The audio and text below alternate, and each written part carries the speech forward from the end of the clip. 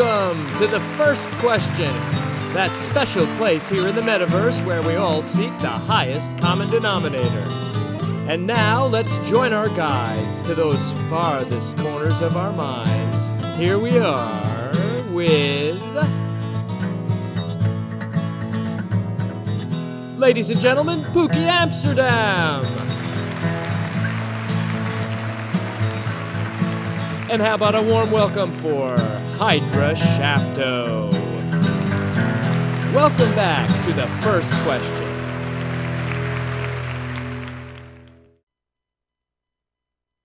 Well, hello. Hey, everybody. Welcome to the first question. The quiz show to the stars. That's right. You know it. If you have an answer, we have a question. Tuesday night, time for shared experience as only we know. With the most interactive 3D avatar-based game show in the world. That's right. Digitally speaking, the number is 7 on the West Coast and 10 on the East, but it's all discreet as we launch into tonight's show. I am Pookie Amsterdam, and this is Hydra Shafto. He who is indiscreet cannot love Pookie. Well, discretion is assured, though we might go to Google. The main numbers in the room have to be 1 and 0. Yes, pick any number between 1 and 0, and I'm sure you'll find it there, though not assuredly the secret word. And that is in ancient hieroglyphs, and hopefully indecipherable. Mundo and I do not wish to be parted from our 500 lindens this evening, even if Pookie can't wait to launch that dang nab rocket. I do love that rocket that our rocket sellers made for the show, but who knows? They may or they may not guess the secret word. All right. I have long said that Second Life is an excellent media platform. The first question is proof positive of this. It's informative, engrossing, and, well, it's just great entertainment. Our panel tonight knows quite a lot about media and entertainment, and they're here because they certainly know this represents the future medium in present tense. So let's bring them out. Our first panelist, she is an all-media all-star. As a professor, journalist, Best of Second Life reporter, and researcher in Second Life, with a forthcoming book, Second Life Media and the Other Society. Plus, she reviews machinima for International Journal of Gaming and Virtual Worlds, a self-confessed pan-world, that means both outworld and in-world. I made that up. Pan-world media junkie and quasi-fashion designer, owner of Simply Stoney. She is amazing. When the new media age arrives, meet it with Sonicity Fitzroy. Welcome, Sonny. Hi. Yay. Hi Thank there. you. Great to have you on the show. It's Sony. What element of the periodic table do you most identify with, and why? Okay, you gotta watch out for this mercury, which is also known as quicksilver, but it exists in ordinary temperatures, but it will surprise you on how lethal it can be. So you have to handle it very delicately. And my husband, Shock, is in the audience, and he can tell you that's so true. It's always good to get a corroboration there. That's right. It's also cannot be corrupted and highly volatile. And it is very collaborative and creative, and it helps in the recovery of gold. And I think you like gold. So I guess it can recover Pookie. I don't know. I remember reading that you like gold. All right. Thank you. Thank you, Stoney. Mwah. And next up, he just joined Linden Lab, heading up a new team called Experience Design, which units user experience, design, and creative teams in order to put greater focus on the end-to-end experience. Prior to joining the lab, he has done similar work at Adobe and Macromedia. In real life, he likes to fly. Jets, turbines, helicopters, whatever. That's a man after my own heart. Hike and love to travel and explore. Get around the grid the very best way with Rhett Linden. Welcome aboard, Rhett. Thank you. Hello, everybody. Hey, Rhett. Oh, good to have you here, Rhett. Oh, I got to ask, what do you fly? I like my Stearman. Stearmans are fun as well, but usually a lot of King Airs. But anything that flies is fun. Yeah, I have to agree there. So, what's your element? I went with Xenon, primarily because I'm obsessed with letters that start with X for a couple of reasons. One, they're just kind of cool. I named the middle name of my last child with a middle name starts with X, Xavier, just for fun because he has cool initials now. And also, it's good for Scrabble. If you use X, it's a sure way to get ahead. X and triple letter score. And the last bit about it is, Xenon is being used in a lot of vehicles these days, and it's also being used in a lot of undersea vehicles as well as potentially space vehicles because it's really good for exploration. And I love to travel and explore, so it really suits me. How perfect. And X, of course, marks the spot.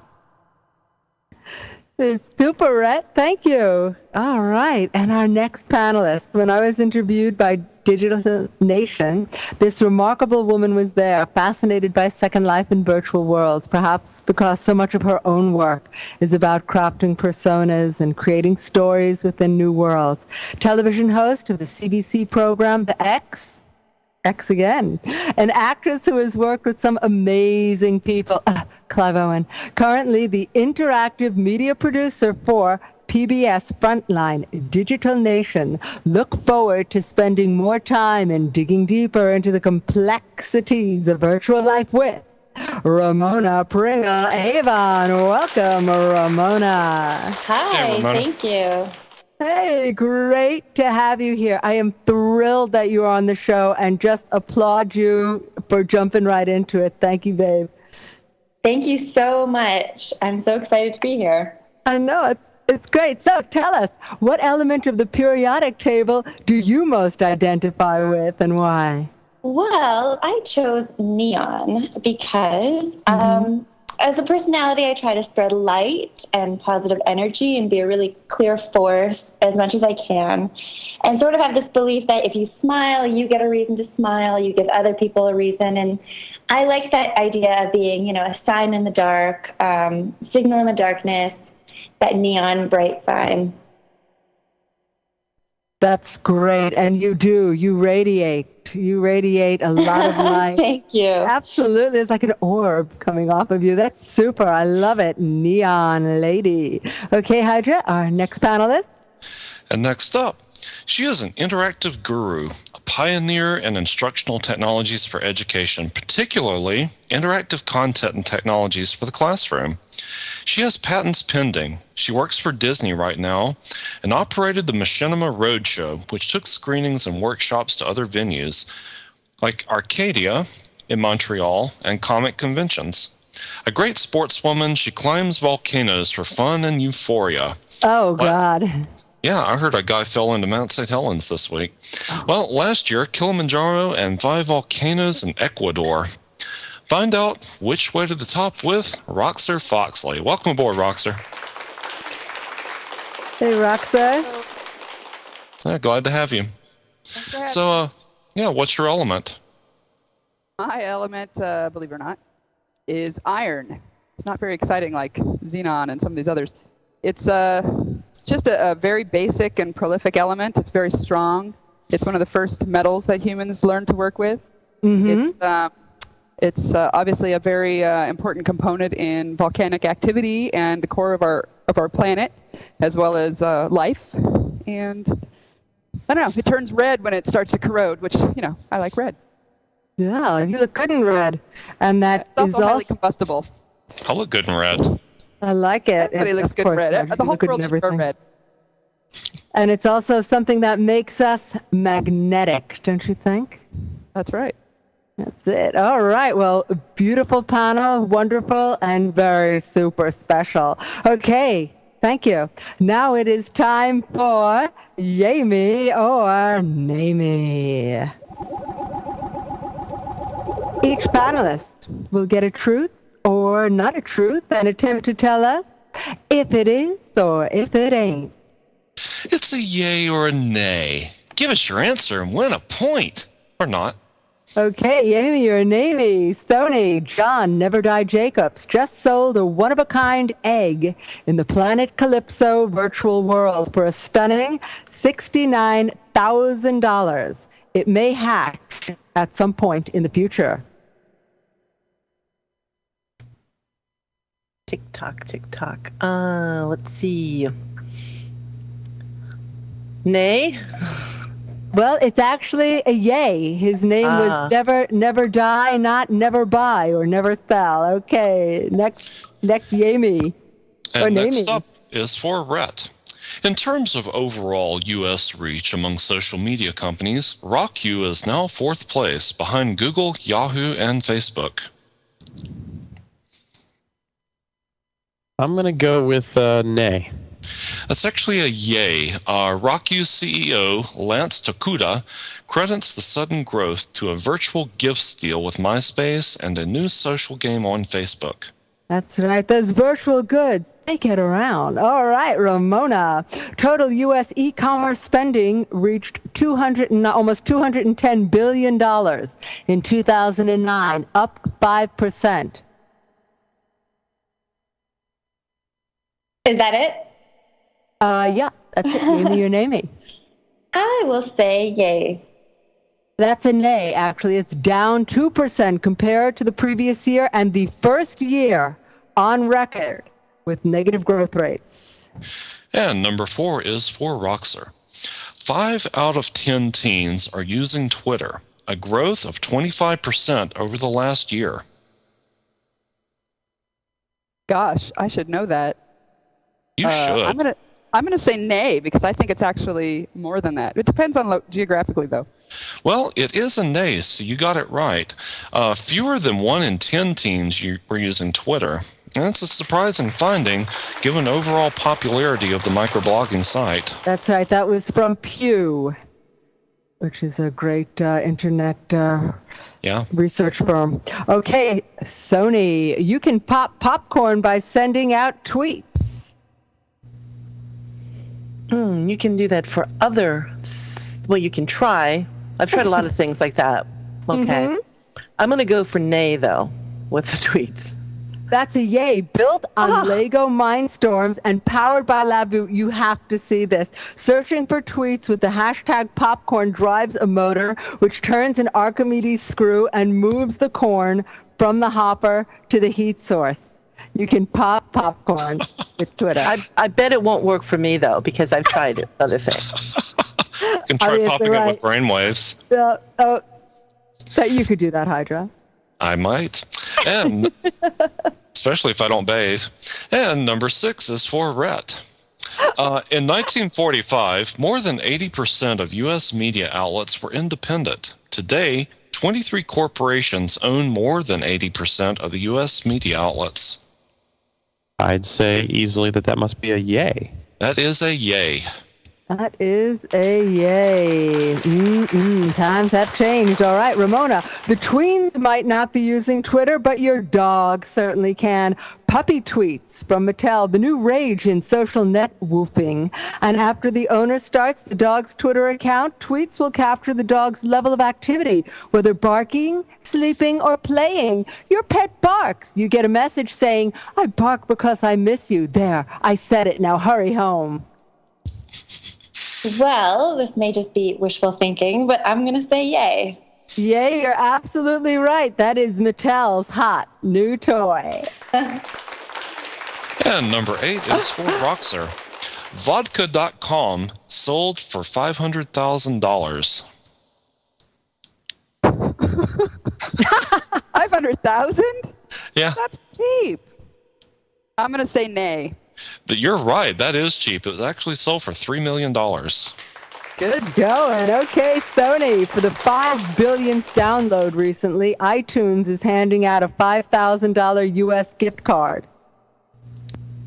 And what was the first part of that again? Can you re-say that? Sure, of course. For the 5 billionth download recently, iTunes is handing out a $5,000 U.S. gift card in, free iTunes downloads. No. You're Nay. right. It passed 5 billion downloads in June of 2008. It has just given out a $10,000 iTunes gift card for the 10 billionth download. Well done, Sony. And number 10 is for RET. 1 gigabyte per second is roughly 100 times faster than most home connections available today.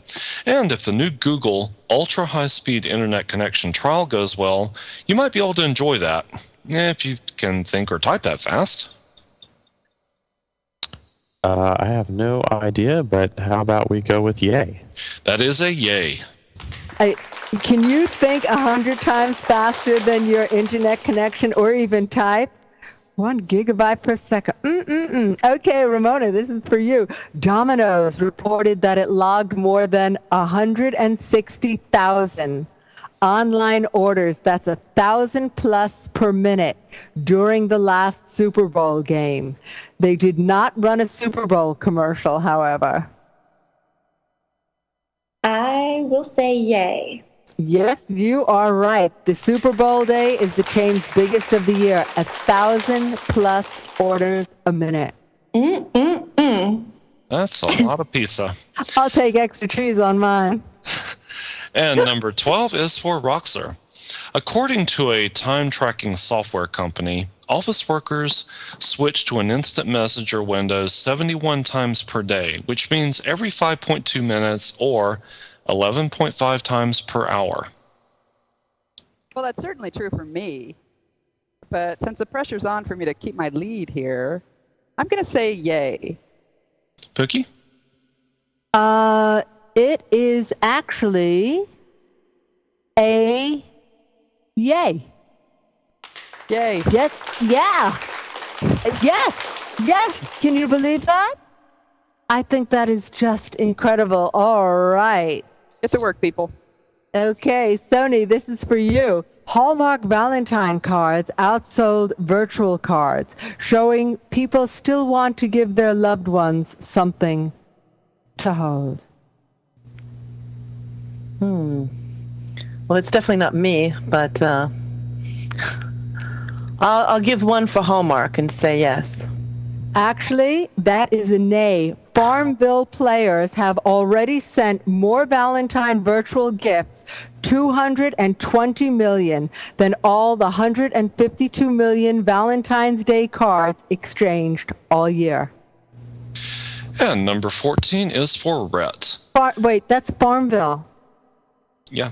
I would much rather have a card than a virtual pig. Thank you. Yeah, I would too, and I'm happy to say I am not playing Farmville. I am not either. Isn't it a wonderful feeling, Pookie? Yeah. And as for number 14, that's for Rhett, and it doesn't have anything to do with Farmville. Miley Cyrus and Lily Allen are neck and neck for 5 million Twitter followers each. That sounds reasonably logical. How about yay? That's actually a nay. Miley Cyrus quit Twitter last fall, and Lily Allen followed. Both cited the sites as being a distraction from their relationships offline. About the demographic. Exactly. Not their demographic. Okay, Ramona, this is for you. Miley Cyrus twittered upon leaving, "I am a neo-Luddite. Goodbye."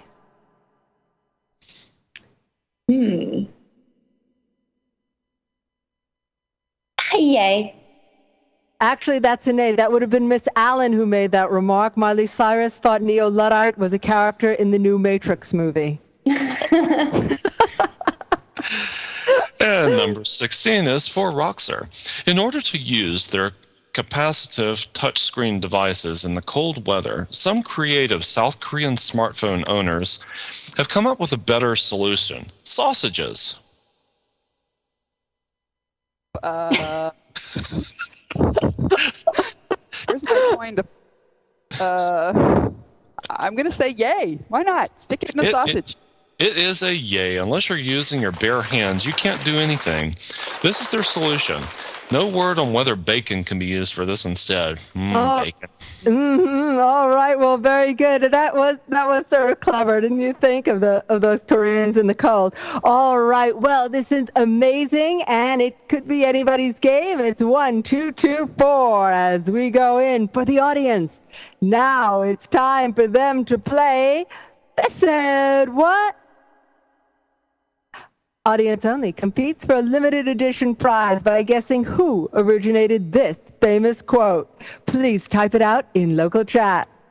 And the quote is, all of us who professionally use the mass media are the shapers of society.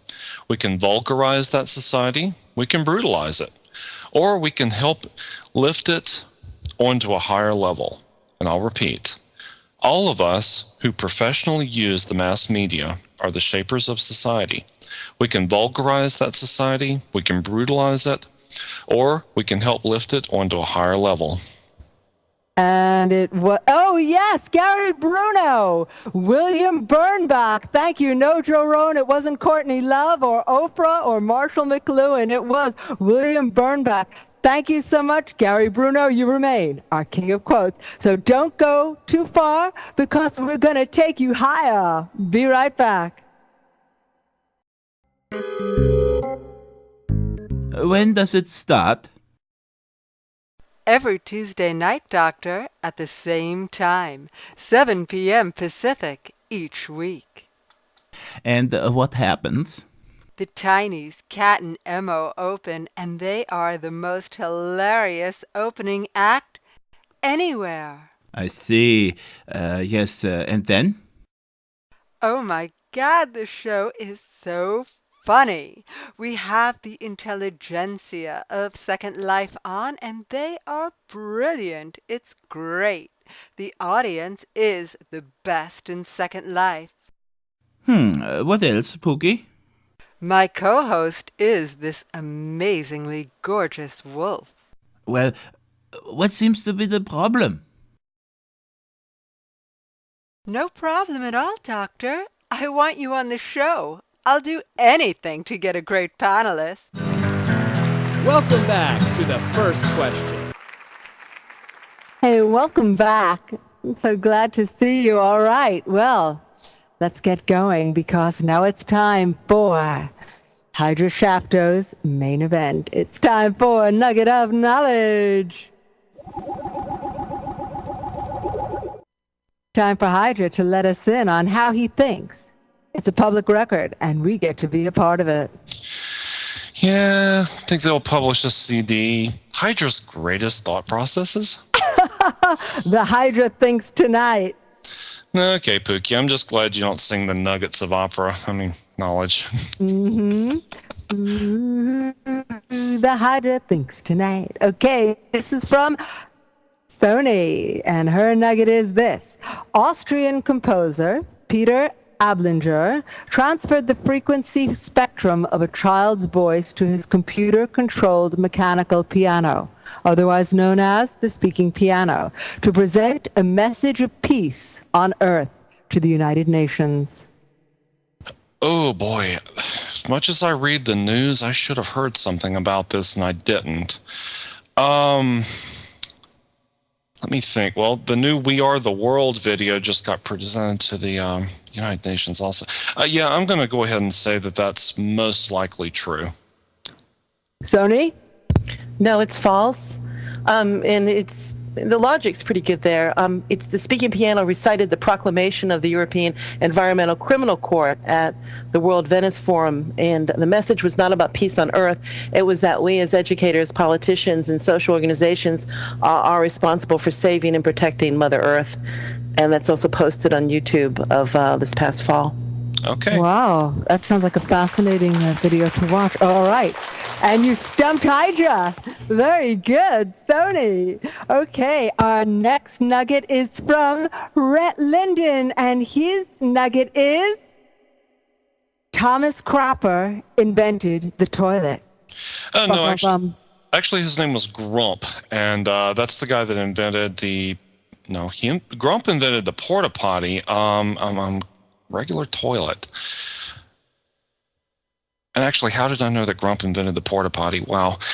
Anyway, I'm going to say that that's probably false. Well, Rhett, tell him. Man, I thought I had you there.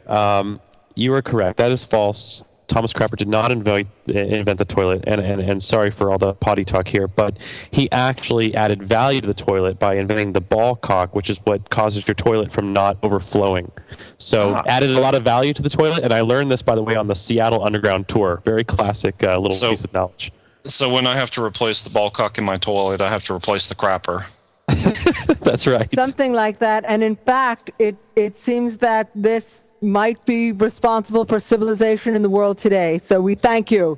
We thank you, and we thank you, Rhett Linden, for that nugget. Okay, now Ramona Pringle Avon has brought this to the table.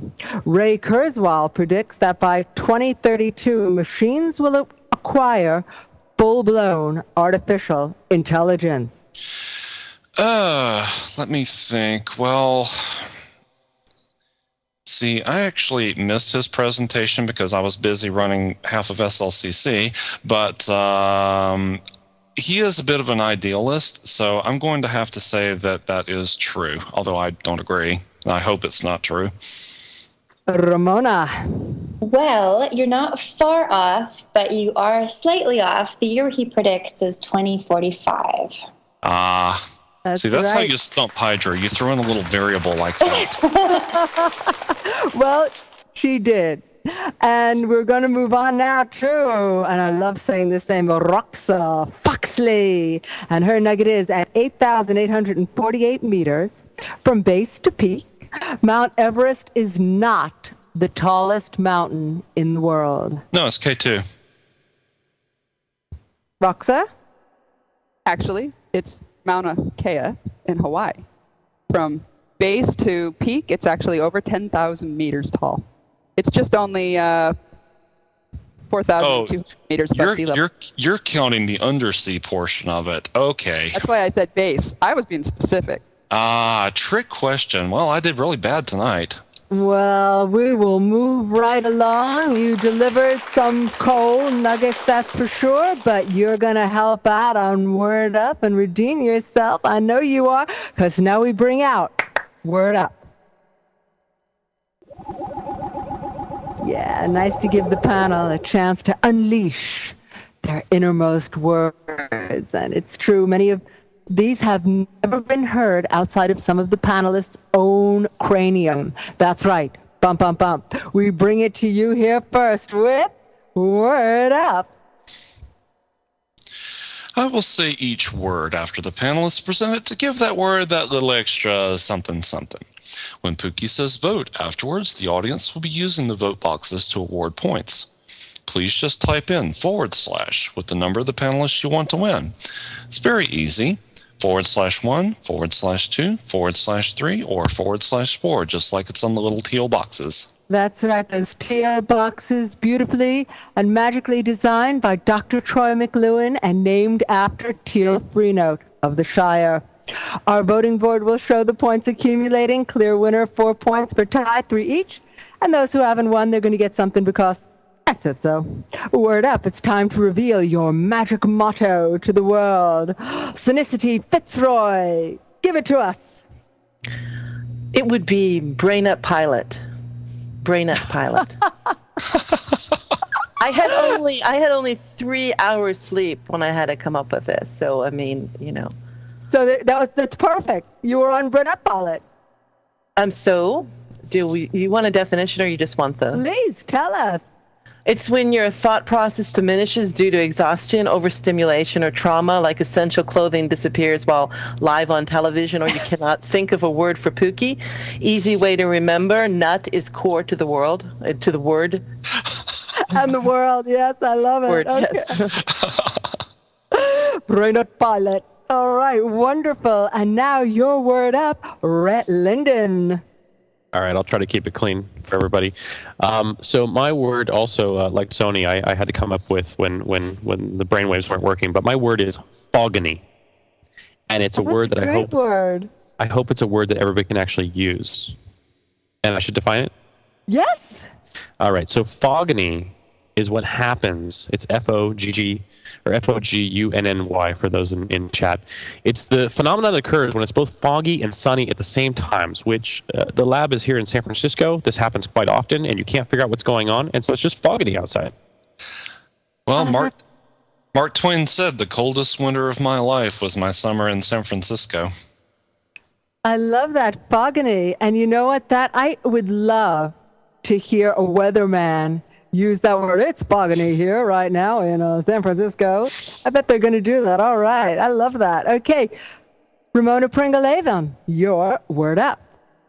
Well, I guess I was inspired by the whole Kurzweil conversation. So my word is reminiscence, the science of reminiscence or of fabricating memories, inserting memories to people who either would suffer from amnesia or just want to replace their own personal painful memories with original custom crafted histories. So reminiscence. Oh, that's wonderful. That's like your own revisionist history. Writ large. I love it. Okay. Thank you, Ramona. Thanks. Yeah, I get that. I like that. I might even use it. Okay, our next word up is from Roxer Foxley. Tell us. Mine has actually escaped my lips a few times at work, usually. And my word is Scythian, S-I-T-H-I-A-N. It's an adjective to describe anything, basically, that is manipulative or self-serving. And you could probably guess what the origin of that word is. I think I can. Mm-hmm. Okay, well, these are phenomenal words, and they are definitely all going in the Pookiepedia, which is going to have its debut sometime, I'd say, in June, which would be about a year since we've started. We've had some amazing words. These are all remarkable, and I'm going to use them. So, Hydra, I'm going to open up the voting. I'm going to open up the voting as you tell it like it is. All right. The first word from Sonny was brain nuttopilot. I'll just say that again, make sure I got it right. Brain nuttopilot. And that's, brain nuttopilot, because she said nut is core. When your thought process diminishes due to exhaustion, overstimulation, or trauma. And the second word from Rhett was fogony. And that's the weather phenomenon that occurs in San Francisco when it's both foggy and sunny at the same time. The third word from Ramona Pringle was reminiscence. The science of fabricating and inserting memories for those who suffer amnesia or would like to replace personal painful memories with original custom-crafted narrative histories. And the last word from Roxer was Scythian, which means to shoot your opponents with force lightning halfway across the room and cause them to become Emperor Palpatine. Exactly, and prevent them from getting to the next level. All right, I love that. And in fact, I wonder, if you could even remake some of your personal history here in Second Life and just insert it. Insert it there into the memory book. I bet you could. Well, these are great words, as I said, and I'm going to have to count everyone down.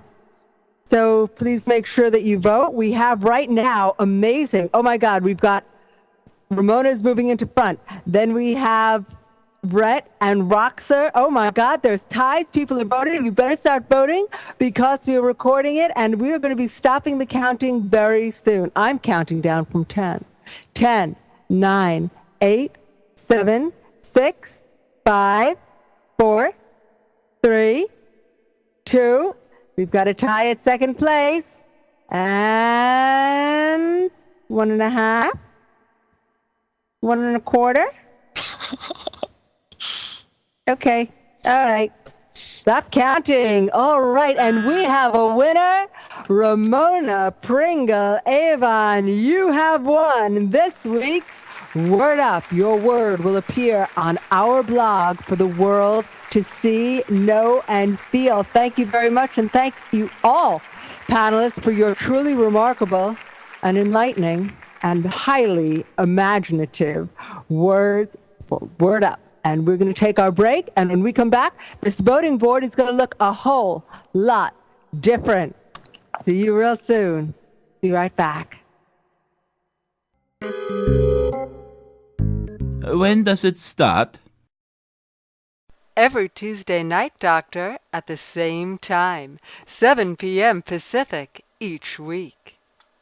And what happens? The Tiny's Cat and Emo open, and they are the most hilarious opening act anywhere. I see. Yes, and then? Oh my God, the show is so funny. We have the intelligentsia of Second Life on, and they are brilliant. It's great. The audience is the best in Second Life. What else, Pookie? My co-host is this amazingly gorgeous wolf. Well, what seems to be the problem? No problem at all, Doctor. I want you on the show. I'll do anything to get a great panelist. Welcome back to the first question. Welcome back. This is a remarkable night with a great panel. Let's take a look at the voting board. We've got 4 for Sony, 5 for Rhett, 7 for Ramona, and 8 for Roxer. As we go into Avataro, Avataro, panelists against each other. That's right, it's still anybody's game, Troy. It's the Type A personality session we love to play. All right, let's get going with the first of the first questions tonight. Advertising research found that very few people are satisfied with the amount of family-oriented program, and most parents would go out of their way to find better. In a marriage made in family moment heaven, which is aptly enough the campaign title, 2 huge companies teamed up to produce Secrets of the Mountain, a movie set to debut on NBC in April. Name one or both of the 2 household names who are launching a marketing, in-store, and digital initiative designed to promote family entertainment options, including a family game night, which, of course, the first question hopes to be a part of. Yes, Roxer. I'm going to guess Procter & Gamble. All right, good answer. That's it, Procter & Gamble and Walmart. And number 2. This toy might ruin your life, but I sure wish I had it when I was a kid. Soon, your every move can be captured preloaded with 3 apps including night vision. Kids can park their remote-controlled vehicle in a strategic location and lie in wait for unsuspecting family members. When the Motion Alarm app is downloaded, the camera can be used as a sensor, and they can also capture the person's photo, trigger the alarm, and set off an audio alert like "Busted!" The vehicle will then automatically return to the driver before it can be seized by the enemy. It will be released in October of this year, so you have until then. Name this toy, which I really want. Roxer. Actually, I didn't push the button. But I'd be happy to guess. Let's just clear the buzzers real quick. Yeah, clear the buzzer. All right. Okay, I got it.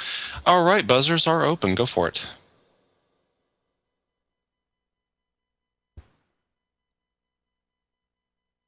Okay, going to give you a hint here. It's made by Wild Planet.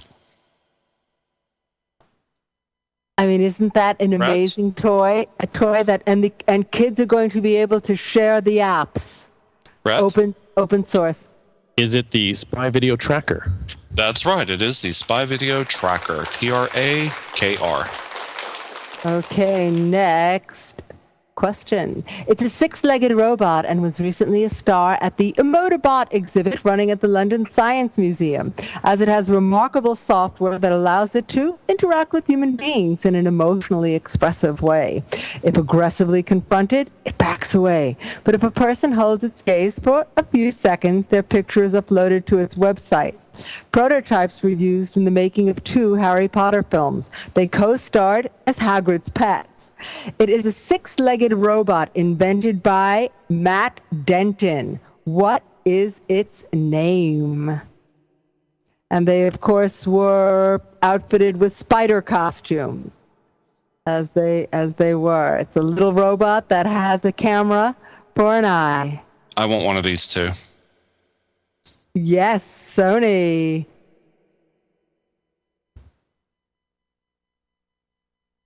Sony?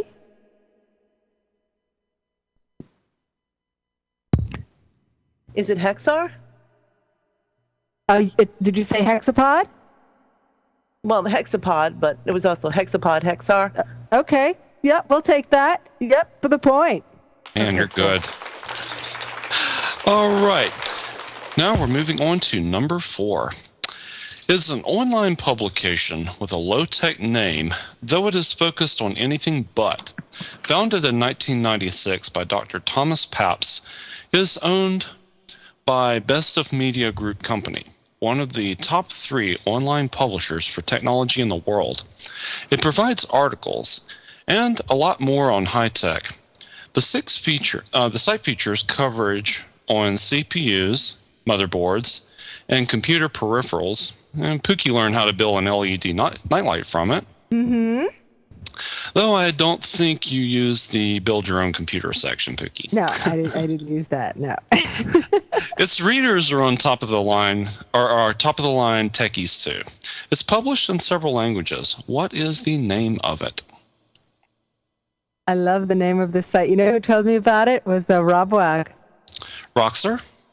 I'm just going to guess nerdly like that it's Lifehacker. No, it's a much simpler name than that. Easy. Yeah. In the name of, yep. Go ahead. Rhett? Well, it's put out by O'Reilly, I think, but is it Make Magazine? No, it's not Make Magazine. All right, I think you're going to have to give them this one, Hydra. Okay, it's actually called Tom's Hardware. Tom'sHardware.com. Isn't that great? It's like you go down to the hardware store. All right. Okay, the ability to speak one language and have it instantly translated is the dream of tourists the world over, especially anyone visiting France. This company has something to help us in the works. They're building on their text translation software, which covers 52 languages, and on their voice recognition software. Progress in machine translation and voice recognition will make this happen sooner than later. The Hitchhiker's Guide to the Galaxy had the Babelfish, and even the original Star Trek series featured a universal translator. What company might very well have a translator phone soon? Yes, Roxa. Sistran. Not Sistran, no, but someone in the audience did say it. Yes, Roxa. Google. Google, yes. I was going to say that first, but when the other one came up, it just sounded better. Mm-hmm, it sounded more loud. No, but Google is going to have a universal translator phone. That's big. Buy Google. Yeah, well, who else would have something like that? Yeah, well, they've got all that. They've got all that translation software. And number 6, this new building material would be right at home in any shire. Mushroom tissue will eagerly devour pasteurized wood chips. As the fungus digests and transforms, it solidifies into a mass of interlocking cells, slowly becoming denser and taking form. Like plaster or cement, mushrooms can be cast into almost any shape. Mushrooms digest cellulose and transform it into chitin, the same material that insect shells are made from. The skin itself is incredibly hard, shatter-resistant, and can handle enormous amounts of compression. P.S. It's also non-toxic, fireproof, and of course, mold-resistant. There's not a fungus among us. Yeah, there's no fungus among us here. So what is the name of this architectural forms with fungus? And you know, I really want a homemade out of this. Rhett? Are you referring to grain sillet? No, it's not. Although the audience is aware. Yeah, the name is actually not that hard. So, Roxer? Well, mycotextural? That's right, microtexture. Mycotexture building that the mushroom, the mycelium, the white part, will digest the sawdust and create this new material. It's fantastic. I want If you one. get really hungry, you can eat it. Yeah, right. Oh, With a little bit of red wine. I think I'd rather have a gingerbread house. All right. They zap mosquitoes, don't they?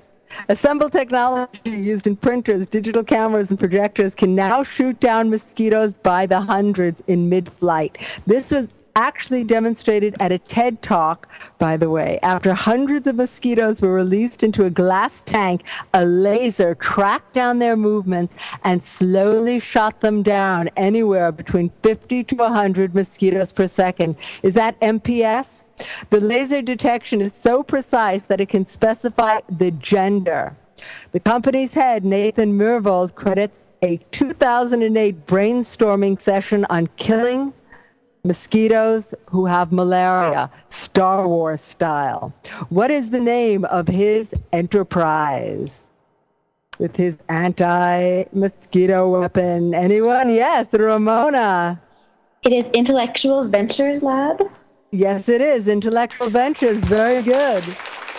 I want one. And for number 8, many magazines in the 19th century published a series about that mythic time known as the future, germinating the genre which would become science fiction. This was published in 1898, intending to be a sequel to Fighters from Mars, where its hero travels. His inventions include the first disintegrator ray. This was perhaps the first space opera, although the term did not yet exist. The book contains some notable firsts in science fiction: alien abductions, spacesuits, which were called airtight suits, aliens building the pyramids, space battles, and oxygen pills. Written by Garrett P. Service, what is it called? It's the first space opera. And in it, interestingly enough, even though it was a take on War of the Worlds, they had the astronauts communicated by a wire, which of course is very interesting because War of the Worlds, not radio, even though there was nascent technology then. The War of the Worlds, of course, became a very famous radio event in 1938. Yes, Red. I'm hoping the audience is helping me out here and telling me that it's the Conquest of Mars. Yes, it is. And he thought that was just great. Edison's Conquest of Mars. He approved. Okay. I want to read that now. Yeah. And for number 9, last year's winner was the Automist, a major advance in home safety, basically a sprinkler system delivered through the faucet in your kitchen. The world's most prestigious student competition, and though not a recruiting exercise, many entrants have gone on to work for its founder, and many others have quickly established new design practices as a result. What is the name of this award, which is currently accepting entries? Ramona Pringle? Is it the James Dyson Award? That's right, it's the James Dyson Award 2010. Okay, more data, faster computers, Moore's Law, and the need for more bandwidth has seen conventional wires impractical at higher frequencies. A possible solution is to use optics, not just for sending data, but also to store information and perform calculations. If this is to have a future, researchers will need to find a cheap and effective way to integrate optical and electronic components onto silicon chips.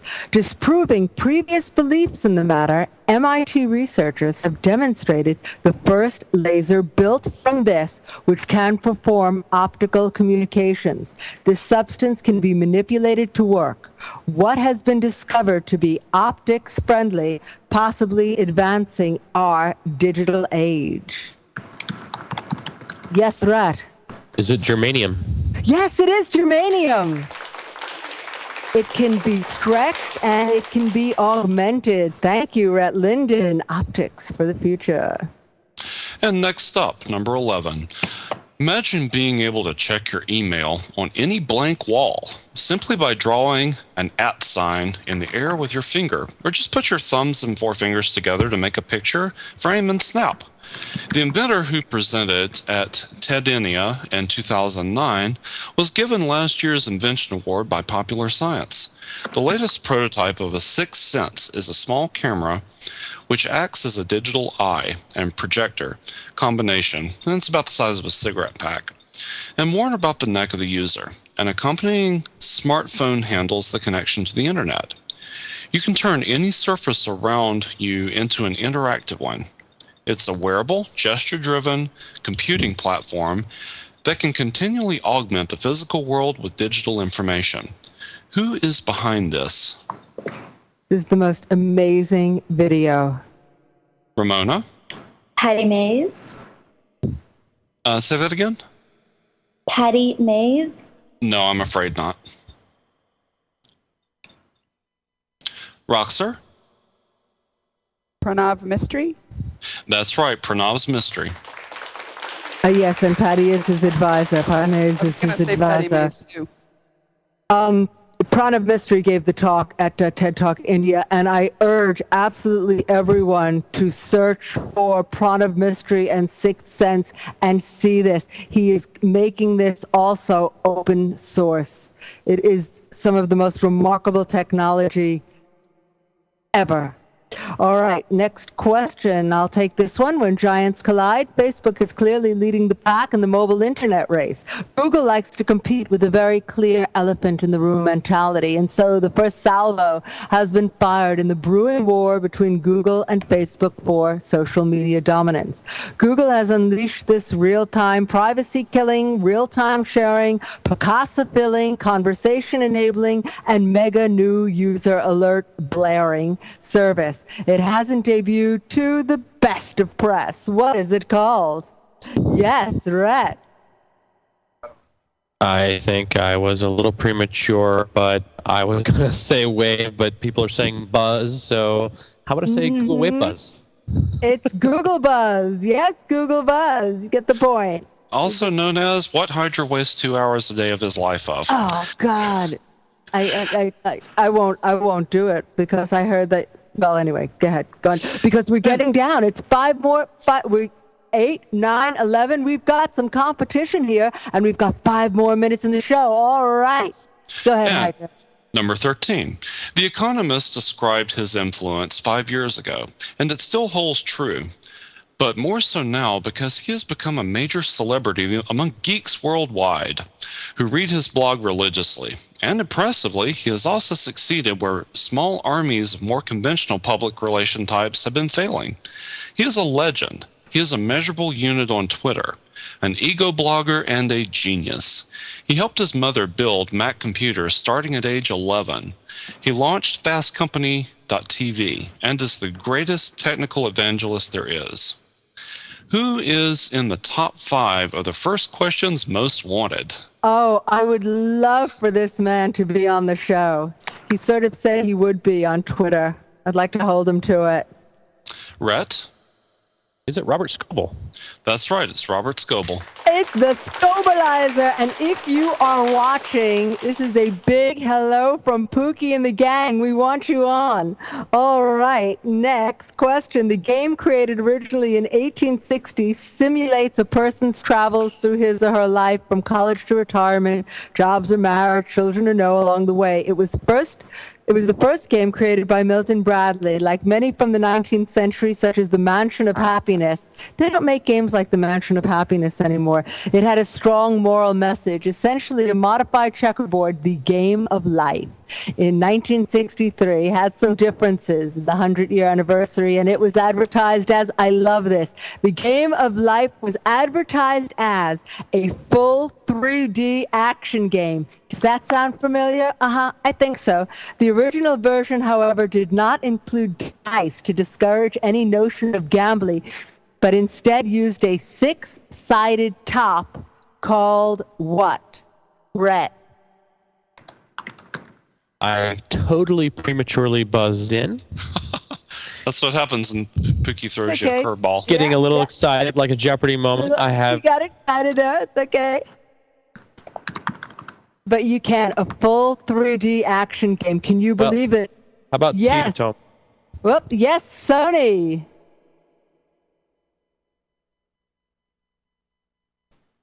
Sony, did you buzz in?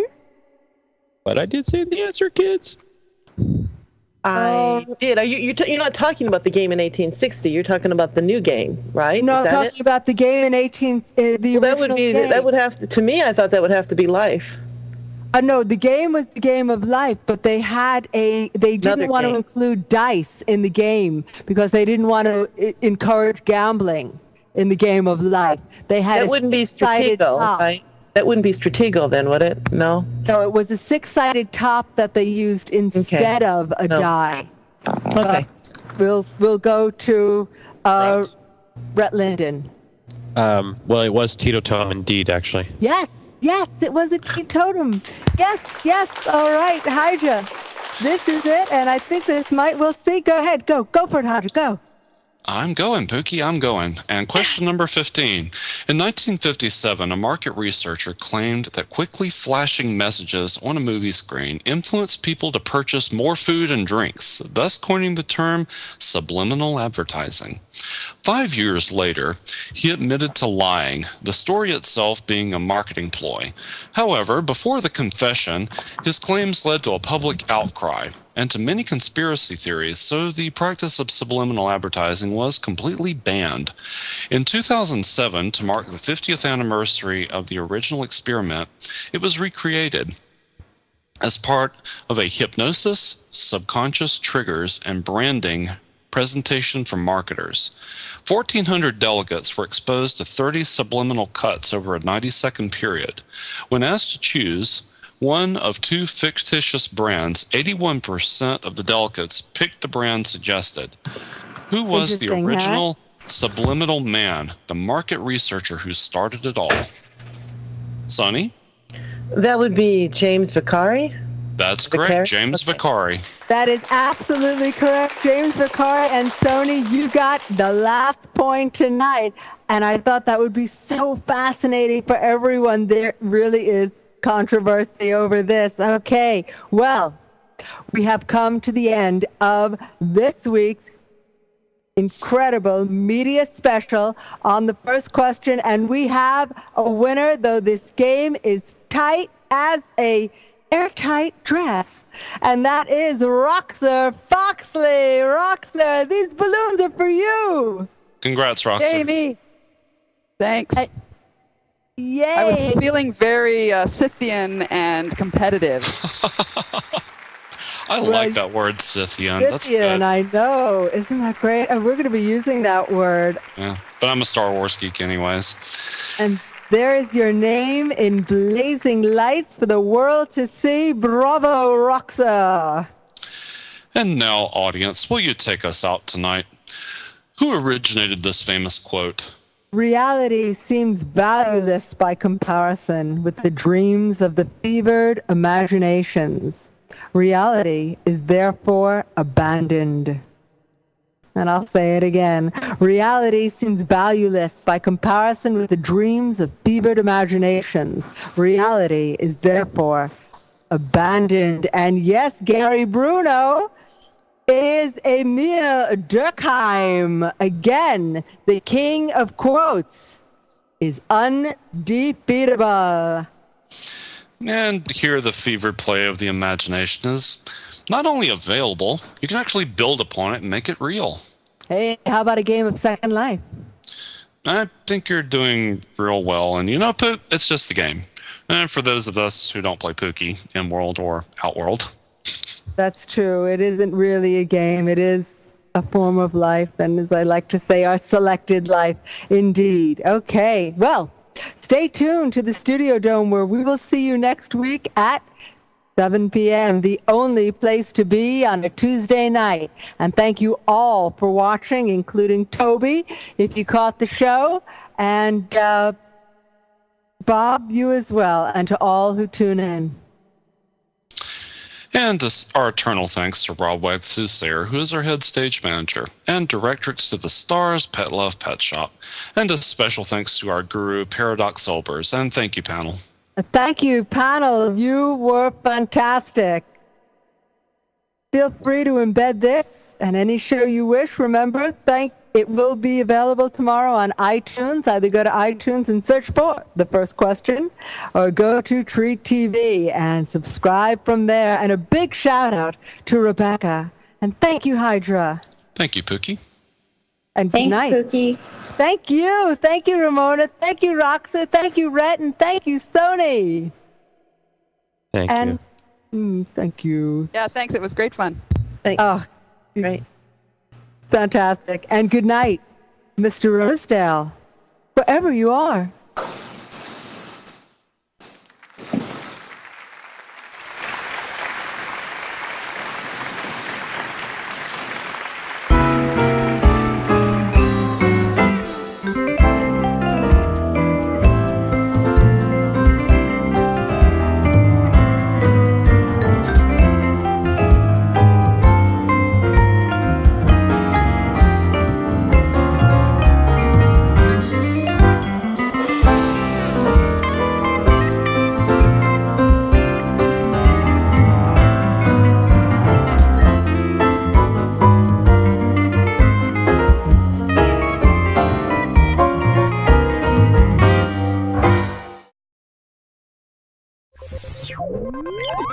You